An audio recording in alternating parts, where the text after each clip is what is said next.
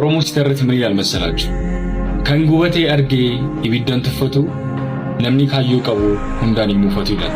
ምን መሰለሽ በያ በአማርኛ ስንተረጎመው ደግሞ ተቃጥሎ ያየ ሰው እሳትን አይነቀም፣ ህልም ያለው ሰው በሁሉም መያዝንም ማለት ነው። ያባሽ አይደለ? ላወራው ሁሉ መልስ አትስጥ፣ ለሰደበው ሁሉ አትሳደብ። ኦኬ ኪፕ ፑሺንግ ማይ ጋይ